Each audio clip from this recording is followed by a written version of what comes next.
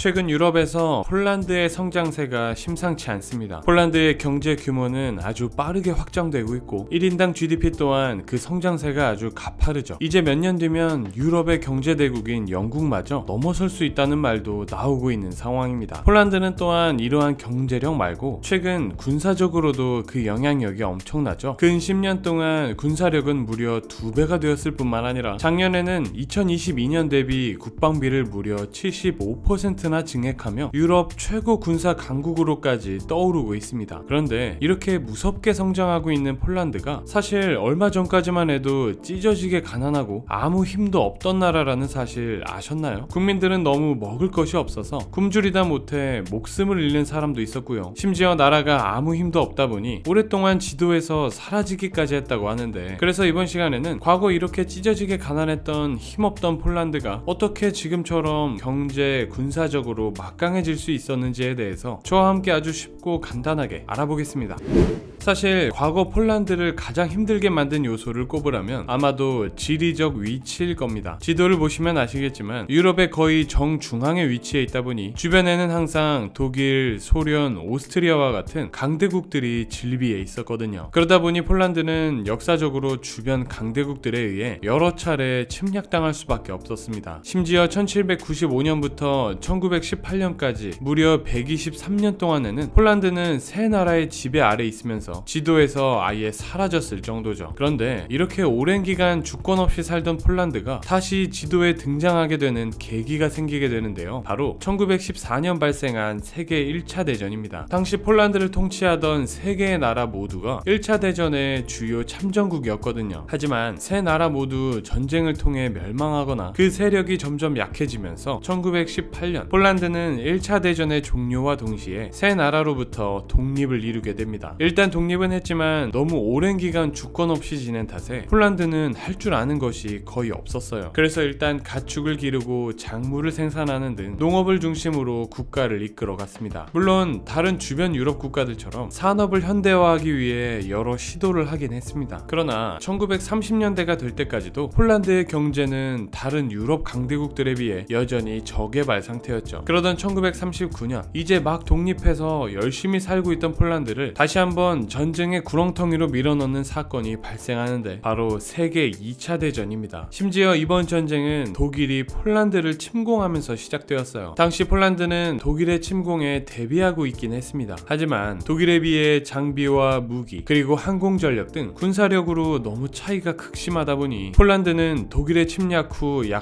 한 달도 채 되지 않아 함락되고 말았습니다. 폴란드는 독립한 지 약 20년도 되지 않은 시점에 다시 기나긴 식민지 생활에 돌입하게 되죠. 그렇게 무려 6년 동안이나 지속된 2차 대전이 끝나고 폴란드는 독일과 소련 군대의 전장 역할을 하면서 완전히 폐허가 되어버렸습니다. 이후 폴란드는 전쟁에서 패배한 독일의 소나기를 벗어나긴 했어요. 하지만 당시 폴란드 동부 지역을 점령하고 있던 소련의 영향력 아래 들어가게 되면서 폴란드에는 소련의 말을 아주 잘 듣는 강력한 공산주의 정권이 들어서게 되죠. 그때부터 폴란드의 경제는 그야말로 소련의 명령에 의한 경제였습니다. 폴란드 정부는 국가에서 나오는 모든 생산물의 가격과 생산량까지 직접 통제하기 시작했고요. 국민들의 기업 활동은 거의 존재하지 않았고 폴란드 지도자들은 그저 소련 지도부가 시키는 대로만 경제를 운영했습니다. 그렇게 폴란드의 경제는 점점 고립되어 갔고 침체되어 갔고 자연스럽게 국민들의 삶은 더욱 피폐해져 갔죠. 그런데 폴란드가 소련의 영향력 아래 있으면서 한 가지 얻게 된 것도 있어요. 바로 중공업의 발달입니다. 폴란드는 석탄과 철광석과 같은 광물 자원이 무척 풍부한 나라거든요. 그러다 보니 당시 소련은 폴란드의 이러한 자원을 자신들의 국익을 위해 사용하고자 했습니다. 그렇게 소련은 폴란드의 중공업을 위한 공장을 건설하기 시작했고요. 공장에 전력을 공급하기 위해 전력망까지 갖춥니다. 게다가 폴란드에서 채굴 하고 제품을 만든다고 해도 소련이 활용하기 위해서는 만든 물건을 소련으로 가져와야 하잖아요. 이를 위해 소련은 제품의 빠른 이동을 위해 폴란드 전역에서 소련으로 이어지는 철도까지 톱까지 깔아버립니다. 갑자기 폴란드에 엄청난 변화가 생겼죠. 비록 소련의 영향력 아래 있긴 했지만 폴란드는 풍부한 광물 자원으로 인해 다양한 인프라 시설을 갖추게 되었을 뿐만 아니라 중공업과 광산업이 빠르게 성장하기 시작했습니다. 그렇게 소련과 함께 40년이 흘러 어느덧 1980년대, 지나온 긴 시간만큼 시대는 많이 변해 있었습니다. 소련의 경제 정책은 점점 효율성이 떨어졌고 미국과의 군비 경쟁으로 인해 소련의 부담은 더욱 가중되었습니다. 게다가 이렇게 소련의 영향력이 점점 약해지자 그동안 소련의 위성국가 역할을 하던 동유럽 국가들에서도 소련의 통치에 반발하는 민주화 운동이 일어나기 시작했어요. 결국 무너져가는 흐름을 거스를 수 없었던 소련은 1991년 공식적으로 해체됩니다. 자연스럽게 소련의 영향력 아래 있던 국가들은 대부분 소련의 통치를 벗어나게 되었는데요. 폴란드도 마찬가지였습니다. 하지만 너무 오랫동안 잘못 관리된 탓일까요? 소련의 통치를 벗어난 국가들 대부분이 쉽사리 가난을 벗어나지 못했습니다. 당시 중앙아시아 국가들을 비롯한 동유럽 국가들은 독립 후에도 인구의 높은 비율이 빈곤 상태에 있었죠. 그런데 폴란드는 그 행보가 조금 달랐습니다. 오히려 소련의 영향을 벗어남과 동시에 마치 기다렸다는 듯 경제 발전에 박차를 가하기 시작했거든요. 일단 폴란드는 다른 나라들과 출발선 자체가 달랐습니다. 그들에게는 소련으로부터 선물 받은 중공업과 광산업 그리고 인프라가 존재했기 때문이죠. 비록 수익의 대부분은 소련의 것이었을지라도 모든 산업시설들과 자원들은 폴란드 것이었으니까요. 이렇듯 폴란드는 어느 정도 기반을 갖춘 상태로 새 출발하게 됩니다. 그리고 이렇게 중요한 타이밍에 폴란드에는 앞으로 폴란드 경제의 미래를 결정지을 한 인물이 등장하게 되는데 당시 폴란드의 재무장관이었던 레셰크 발체로비치입니다. 그는 소련 붕괴 이후 최초의 재무장관이었는데요. 그는 장관 부임과 동시에 1년의 급진적인 경제개혁을 통해 폴란드를 변화시키고자 했습니다. 그 계획은 이름하여 발체로비치 플랜. 당시 시행된 이 계획에 대해서 한번 살펴보면요. 일단 가장 중요한 건 이 계획의 목적이 기존의 공산정부에서 국가 경제를 전부 통제했던 것에서 벗어나 시장경제 체제로 전환하는 겁니다. 그래서 모든 세부 계획들은 그 목적이 분명한데요. 먼저 기존의 시장 가격을 직접 제한하고 통제했던 제도를 철폐합니다. 모든 가격 형성을 시장에 맡기고 자유롭게 변동하도록 했죠. 뿐만 아니라 폴란드 정부는 비효율적인 산업에 지급되던 보조금을 폐지해버립니다. 원래 폴란드는 조선업과 광산업에 대한 보조금을 지급하고 있었는데 플랜 시행 이후 하루아침에 철회되어 버렸죠. 이뿐만 아니라 수출입 규제를 완화하여 폴란드를 글로벌 경제에 통합시키기 위해 노력하기도 했고요. 은행법을 개정해서 민간 은행의 설립과 운영을 허용하는 등 그야말로 파격적인 행보를 이어갑니다. 그런데 아무래도 기존 정책을 완전히 뒤집는 만큼 계획 시행 초기에는 가혹한 시간을 보내야 했습니다. 일단 물품 가격에 대한 제한이 해제되면서 물건의 가격이 시장에서 미친 듯이 치솟았어요. 영상의 그래프는 그 당시 폴란드의 인플레이션을 보여주고 있는데요. 보시면 아시겠지만 한 해에만 인플레이션율이 거의 600% 가까이 상승했을 정도로 물가가 치솟는 지경에 이릅니다. 게다가 조선업과 광산업을 운영하는 국영기업들의 경우 정부에서 계속 받아오던 지원금이 중지되면서 인력 채용을 점점 줄이게 되었습니다. 그렇게 기업 운영이 계속 어려워지면서 기존에 일하던 직원들마저 해고하는 상황이 되었어요. 이로 인해 많은 이들이 일자리를 잃었는데요. 당시 실업률 그래프만 봐도 정책 시행 이후 실업률이 빠르게 오르는 걸 확인할 수 있습니다. 그런데 1년에서 2년에 걸쳐 이러한 성장통을 겪고 나자 폴란드 경제는 발체로비치의 계획대로 아주 건실하게 성장하기 시작했습니다. 반짝 치솟았던 인플레이션도 다시 안정을 찾았고요. 높아졌던 실업률도 안정적인 흐름을 이어갔죠. 게다가 이때 폴란드 정부는 경제가 성장하기 위해서는 민간 기업들의 비즈니스가 활성화되어야 한다고 생각했습니다. 그래야 그 기업들이 사람들을 채용해 일자리를 창출하기도 하고 소득에 대한 세금을 납부하는 등 다양한 방식으로 경제에 기여할 수 있거든요. 이에 폴란드 정부는 기업 활동을 장려하고자 다양한 조치를 취하게 됩니다. 재산권과 상업 활동에 대한 법률을 정비하여 민간 기업 활동에 유리하도록 만들기도 했고요. 증권거래소를 설립하여 기업들이 주식시장을 통해 더 쉽게 자금 조달을 할 수 있도록 제도를 마련하기까지 합니다. 소련 통치하에서는 거의 불가능했던 기업가 정신이 장려되기 시작했고요. 이제는 민간 기업들이 쉽게 비즈니스를 할 수 있는 환경이 조성되었습니다. 그리고 이러한 정부의 노력에 호응하듯 폴란드 국민들의 기업 활동은 빠르게 증가하기 시작했습니다. 영상의 차트는 폴란드에 등록된 기업 수를 나타내고 있는데요. 기업 활동에 유리한 환경이 조성된 1990년대 초반 이후 등록 기업의 수가 빠르게 증가하는 모습을 보실 수 있습니다. 이후 정부의 의도대로 폴란드에는 크고 작은 기업들이 왕성하게 활동을 개시했고 국민들이 필요로 하는 다양한 상품과 서비스를 제공하기 시작했습니다. 그러면서 기업 운영을 위한 대거 채용까지 이루어지게 되는데요. 전문가들은 이 당시 폴란드의 젊은 노동력 또한 폴란드 경제 발전에 크게 이바지했다고 입을 모으고 있습니다. 왜냐하면 1990년대 폴란드 인구는 대부분 일할 수 있는 나이이거나 다음 10년 이내에 일할 수 있는 나이가 되는 구조였거든요. 1990년 폴란드의 인구 피라미드만 봐도 노동시장의 아주 이상적인 모습임을 알 수 있습니다. 이렇듯 폴란드 경제는 정말 단기간에 빠르게 변화하고 발전하는 모습을 보였는데요. 그리고 이러한 모습은 외국인 투자자들의 관심을 끌기에 충분했습니다. 점점 성장해가는 폴란드 경제에 투자하고자 하는 해외 기관들이 넘쳐나기 시작했죠. 게다가 당시 폴란드는 공산주의를 막 벗어난 직후였기 때문에 낮은 임금이 유지되고 있었거든요. 그러다 보니 이러한 값싼 노동력을 활용하려는 해외 기업들이 대규모 투자를 단행하기 시작했습니다. 당시 세계 최대의 IT 기업 중 하나였던 IBM과 모토로라가 폴란드에 제조 공장을 세웠을 정도죠. 이러한 해외 기업들의 폴란드를 향한 투자는 1990년대 말까지 이어졌고요. 이후에는 폴란드 GDP의 약 5% 이상을 차지하며 폴란드 경제 성장을 견인하는 중요한 요인으로 자리 잡게 됩니다. 이렇게 폴란드의 가파른 경제 성장은 어느덧 20세기를 지나 21세기를 맞이하는데요. 멈추지 않는 성장을 이어가던 2004년 이러한 성장 속도를 더욱 가속화시키는 계기가 생기게 되는데 바로 폴란드의 EU 가입입니다. 폴란드가 EU에 가입했을 때만 해도 폴란드는 EU 회원국 중 가장 가난한 나라였어요. 그러다 보니 폴란드는 EU로부터 구조기금과 지역개발기금 등 다양한 지원 자금을 받을 수 있었거든요. 그리고 이러한 지원 자금은 폴란드 경제 성장에 중요한 밑거름으로 작용하게 됩니다. 이 외에도 EU 가입은 폴란드의 무역 발전에도 크게 기여하는데요. 왜냐하면 EU의 회원국들끼리의 거래에서는 무역 관세가 매우 저렴하거나 거의 없는 경우도 있고요. 통관 절차 또한 무척 빠르고 간단하거든요. 이로 인해 EU 가입 후 폴란드의 대외 무역 규모가 급격히 증가하면서 EU 가입은 폴란드 경제에 중요한 역할을 했다고 평가받고 있습니다. 한때 유럽에서 경제적으로 가장 가난한 나라였던 폴란드는 이제 EU 평균의 80%에 달하는 경제력으로 성장하게 되었죠. 그런데 최근 전 세계가 주목하고 있는 건 폴란드의 놀라운 경제 성장뿐만은 아닙니다. 최근 폴란드 군사력의 비약적인 성장 또한 전 세계를 놀라게 하기에 충분했죠. 최근에는 대한민국의 무기를 대거 사들이기도 하는 등 아주 적극적인 행보를 보이고 있습니다. 이러한 움직임은 1999년 폴란드가 북대서양 조약기구 즉 나토에 가입하게 되면서 본격적으로 시작되었는데요. 왜냐하면 나토는 회원국 간의 군사협력을 강화하기 위해서 GDP의 최소 2% 이상을 국방비에 지출할 것을 권고하고 있거든요. 이에 폴란드는 항상 2% 이상은 유지해 왔을 뿐만 아니라 유럽의 다른 강대국들에 비해서도 더 많은 예산을 국방비에 투자해 왔습니다. 전문가들은 나토의 권고 이외에도 폴란드가 이렇게 국방에 열을 올리는 이유로 침략의 역사와 러우 전쟁을 꼽습니다. 앞서 살펴본 것처럼 폴란드는 주변국들의 끝없는 침략 때문에 정말 바람잘 날이 없었죠. 그러다 보니 폴란드는 다시는 그런 고초를 겪지 않기 위해서라도 군대를 강화하고 현대화할 필요가 있었습니다. 그래야 주변국들이 함부로 건들지 못할 테니까요. 강한 군대를 보유하는 것만으로도 큰 억제력으로 작용할 수 있거든요. 게다가 최근 벌어지고 있는 러우 전쟁은 폴란드를 그야말로 국방에 올인하도록 만들고 있습니다. 러시아는 과거 소련의 위성 국가였던 나라들에 대한 강력한 영향력을 유지하려는 경향이 있죠. 이번 러우 전쟁 또한 그런 경향이 반영된 결과라고 볼 수 있는데요. 그렇기 때문에 몰도바, 에스토니아와 같은 국가들은 제2의 우크라이나가 될 수도 있다는 말도 나오고 있습니다. 폴란드 또한 예외일 수 없겠죠. 그래서 폴란드는 혹시 모를 상황에 만반의 준비를 하고 있어요. 기존에도 국방비에 많은 지출을 해왔었는데 러우 전쟁이 발발한 이후에는 GDP 대비 무려 3.9%까지 국방비 지출을 늘린 상황입니다. 이는 나토 회원국 중에서 비율로 따졌을 때 가장 높은 비율이라고 하고요. 3.59%인 천조국 미국보다도 높은 수준이라고 해요. 심지어 이 비율은 앞으로 더욱 커질 전망이라고 하니 앞으로 폴란드는 경제뿐만 아니라 군사적으로도 유럽을 대표하는 강국으로 자리 잡을 가능성이 높습니다.